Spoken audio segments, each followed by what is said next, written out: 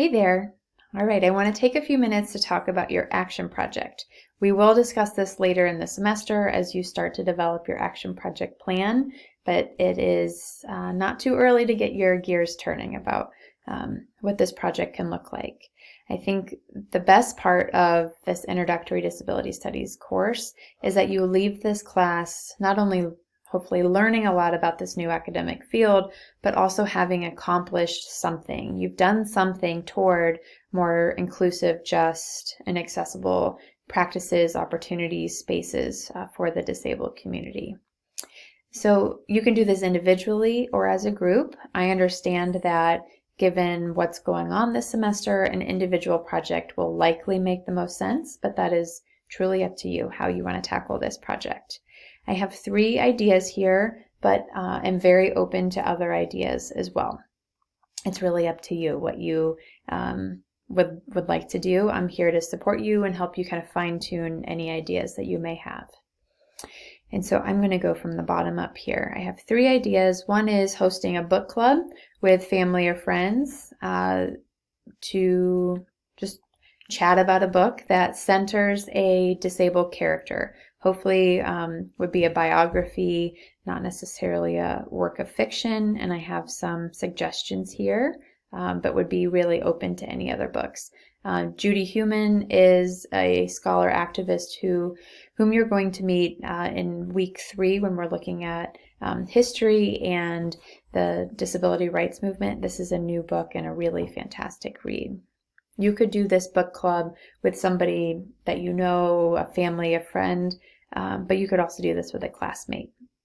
I think that would be great. All right, I'm going to jump to hosting a watch party. So you're going to watch some fantastic documentaries this semester. You could host a watch party with your housemates, your friends, family, or you could do it online where you would get together, watch a documentary. An example that I have here is Crip Camp, and then host a discussion following the film with the goal of creating awareness, having some really good open dialogue about disability rights and disability justice.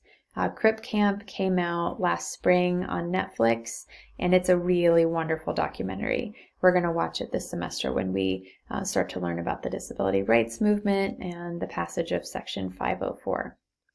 Then lastly, this is an idea that I feel really excited about, and that would be making accessible masks.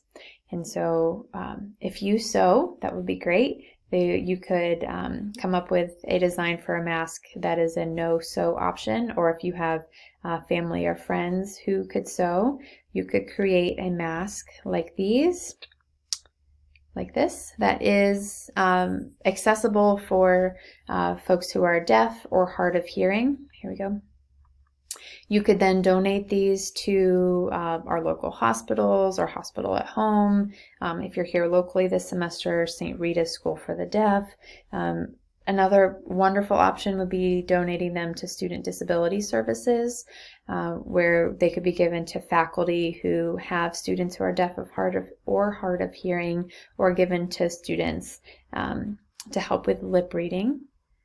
And I had students in the spring create some, and we had this lovely article posted from the Miami Wire.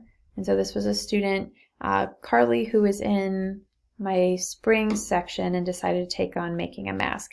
She admittedly did not know how to sew, and so she did these no-sew masks out of old t-shirts, and then she used a clear vinyl to make make sure that it was visible for lip reading. Another student, Maggie, also made a different type of mask that would be helpful for anyone who wears hearing aids or cochlear implants where they tie around. You can see that Carly here did the same thing. I was listening to Governor DeWine's press conference today, and there's a lot of big announcements about education and sports, and had this really exciting surprise where the governor's wife, Fran, talked about these 2 students and their masks. Play this for you here. Had so far, and she is wearing a Votes for Women. Good afternoon. I also have on a special mask today that you can see through. I read an article this past week about two young women at Miami University taking a disability class, and these masks are made. One of the girls was making these actually for kids who have disabilities, so that that you could read their lips. And so I think this would be a great thing. If you have a child that needs something special, I think this would be a great thing. I actually found 3 different patterns. One of them is shaped kind of like a smile that you can wear. And this one actually kind of has a chin in it. So there are a lot of different patterns online. And the trick is it's a vinyl insert. And if you put just a drop of dishwasher soap on it and then wipe it off, then it won't steam up when you're talking. So that was something exciting. But I would love for several students in our class to make more of these, and we could even collectively find a place to donate them. I know our local school districts. I was just talking with a friend who is going back to some face-to-face instruction.